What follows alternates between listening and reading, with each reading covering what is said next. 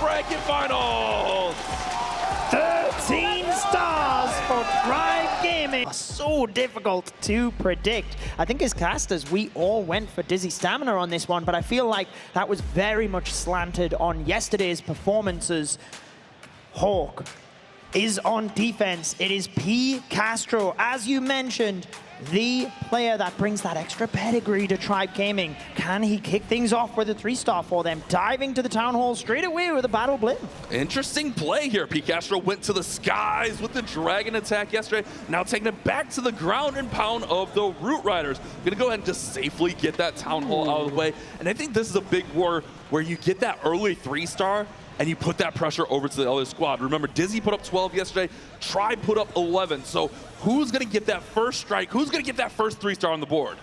I really like that because not only does it help with the defensive pathing, the Spirit Fox can also take a lot of damage from the Town Hall because it attacks so fast. So just wiping that out straight away means he can be a little bit more efficient with his invisibility cycling here.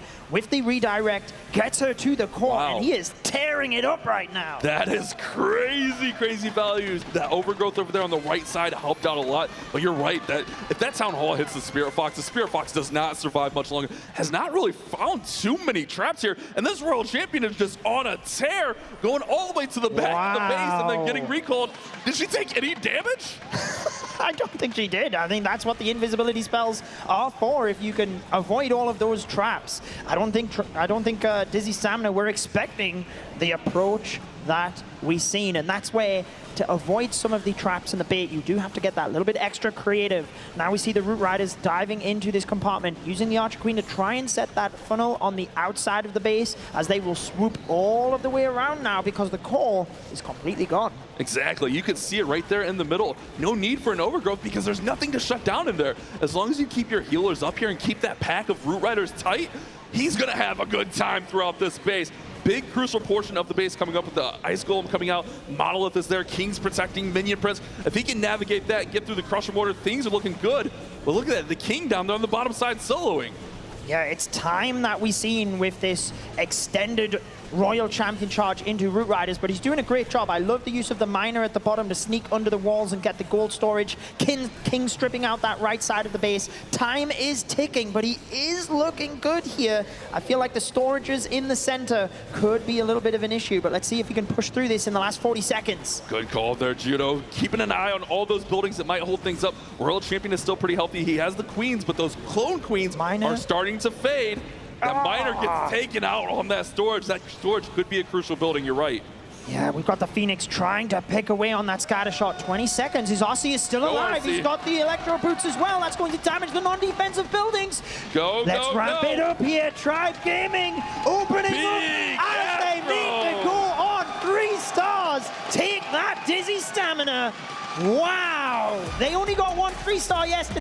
Extensive RC charge into Dragons. He did like to play that throughout the qualifiers as well. It felt like he just stuck with that moving into the finals, and that is what he's going with. Play safe, go into your strengths, and let's hope he can get this RC charge to work, because I always get that little bit worried when you're doing extensive RC charges with the amount of bait you could run into.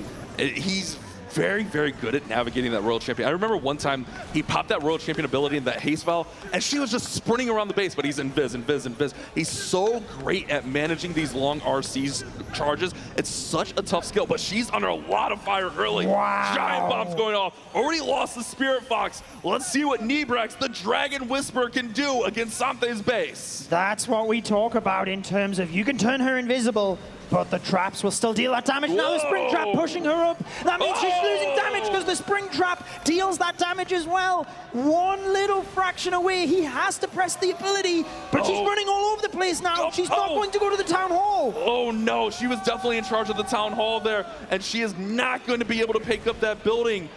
Ooh, this is going to throw a little damper in his plan. I think he's got amazing pathing towards the Town Hall, so I think he's still going to be fine, but he definitely was trying to redirect that Royal Champion to take that Town Hall.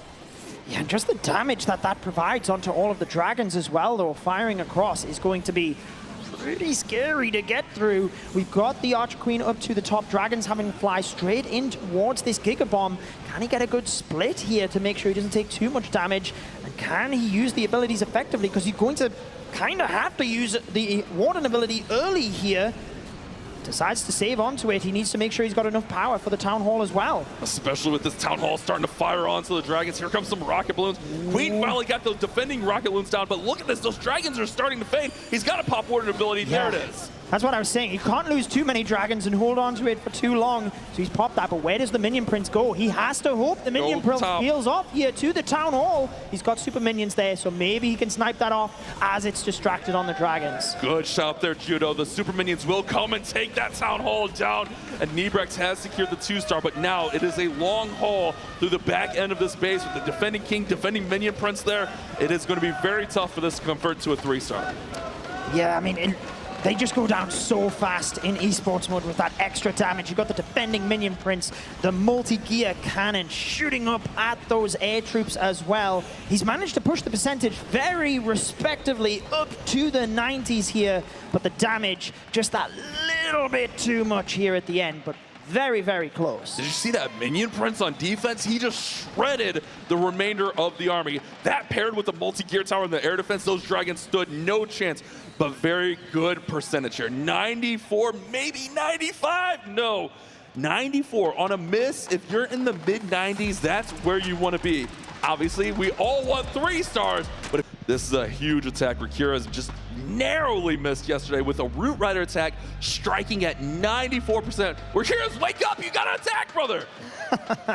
He is, again, one of those players that has so much experience, and so much experience on the big stage as well. And he always doesn't seem to look phased. Using rocket balloons to just snipe a couple of those defenses initially here. Then we've got the RC charge, which actually goes right in towards the Monolith now. Great use of those balloons. It's one of those tricky things though, because for me, when using an RC charge, I have to rely on the clock to get my timing right. These pros are so good. They can send in a couple rocket balloons and then throw her in at that 50-second mark and just kind of pick right off where they left off. What the RC? Ooh, she's barely hanging on. Good invisibility. Fox looks undamaged, and the RC cannot take a spring trap here or giant bomb. She was inside the poison of the Town Hall. That was the dangerous part. And let's see what he decides to do. Ability, yeah. With that haste file, he gets that health recovery, gets it to the Town Hall. That's where these are pros. How on earth do you recover that from that situation in the moment that he is on the big stage? Gets the Town Hall, gets that pathing exactly what needed. No sweat. 9 times out of 10, us average players, our world champion's dead there, and we're like, oh, you calling me average? Okay, us non-pros.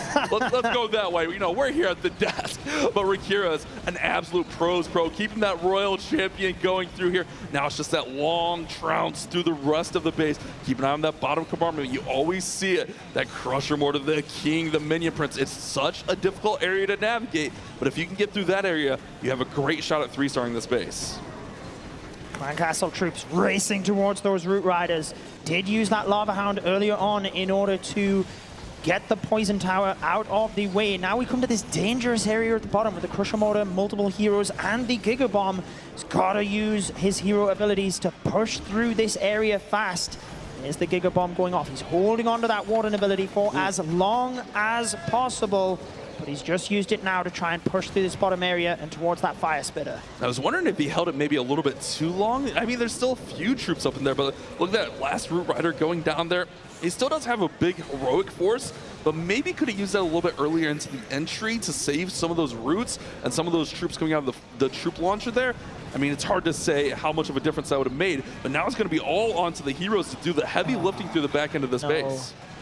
Yeah, I think the Poison Tower really messed him up a little bit there, just slowing down his queen. She couldn't get through the wall enough and had to use the ability early, essentially. Royal Champion only just going down, though, so he's done incredibly well to keep her alive.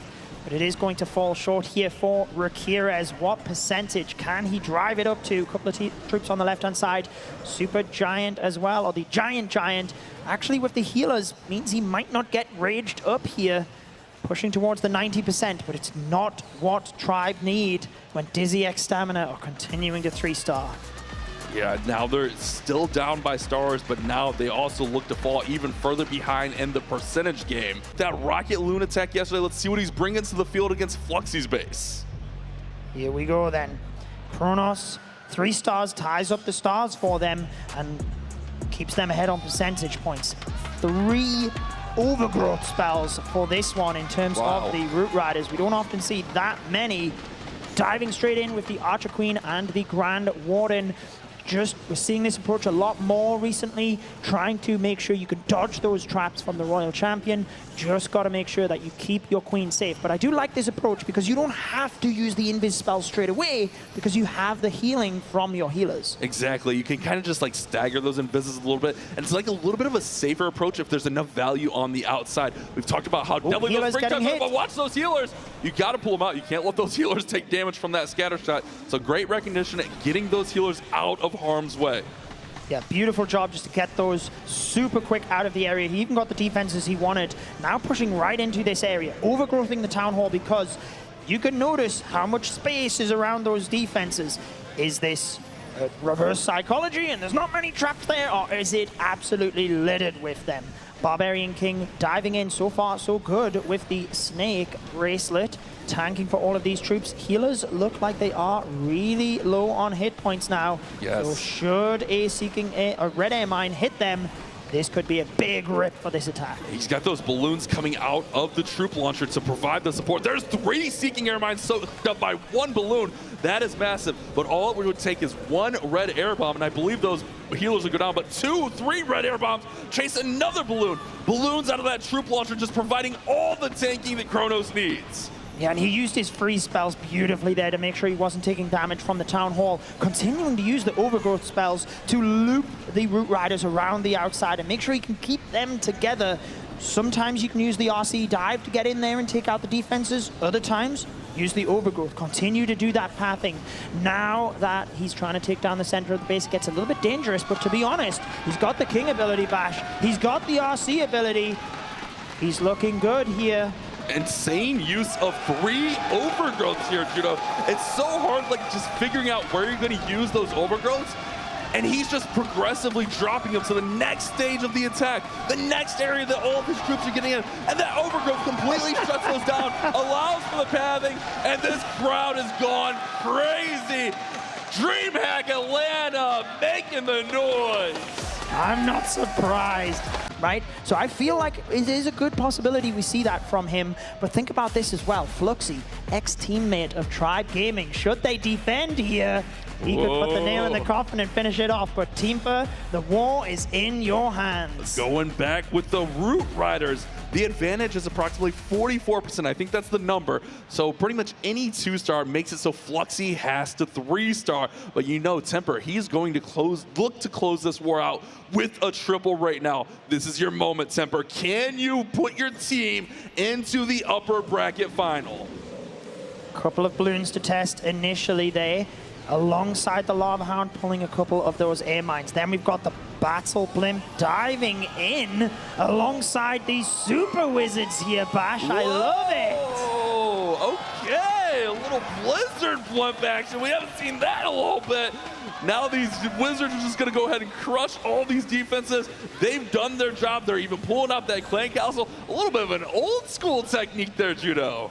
Yeah, sometimes, you know, people forget about different methods. I still love to see the bowler bounce from here every so often, the invisible bowler bounce, but hey, sometimes those old school methods can come into play when the base builders aren't building against it.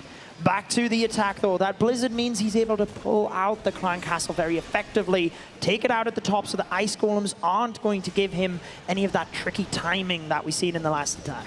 And remember, with his teammate Kronos went with those 3 overgrowths, it almost feels like that blimp right there was 1 overgrowth because look, he's just cut out that whole section of the base. Now he's going to cut off the bottom with the King, push everything in, and he can just shut down the segments as those roots make their approach. Into a lot of traps here. Healers keeping those Root Riders well topped up though. Really liking the approach here. He's got every hero ability still to go. Another overgrowth as well. Slowly approaching the town hall. This bottom area of the base might be dangerous for Barbarian King, but plenty of spells to reinforce. He's got to deal with that Royal Champion. All the heroes kind of coming up here. Minion Prince is next, then the King. Here comes the Warden's Eternal Tome. This is a big moment on this attack. He uses the next Overgrowth to shut down the Ricochet Cannon, shut down all those hard-hitting defenses. Roots are on the Town Hall. Queen is right there for support. Royal Champion's in behind, taking out that Minion Prince.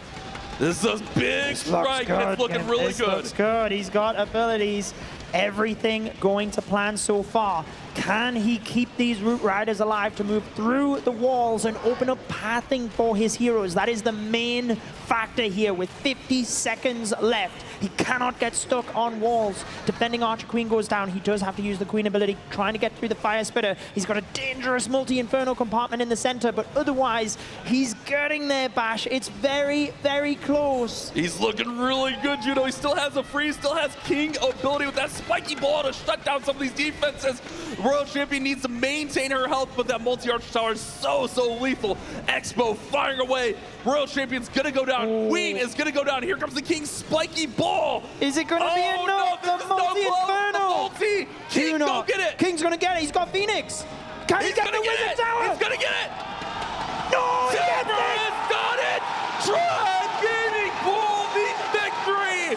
The come from behind victory. Timber advances his team into the upper bracket finals. 13 stars for Tribe Gaming. 13 stars, dominant performance. No attack was under the 90% mark, so they had that consistency throughout. They've really stepped things up from their match yesterday, and that is why they have beaten the first golden ticket team that we had this year in Dizzy X Stamina. And I think Tribe play really well to the crowd. I think Tribe and Elevate are our two best live teams. They really know how to feed off the energy of the crowd and really use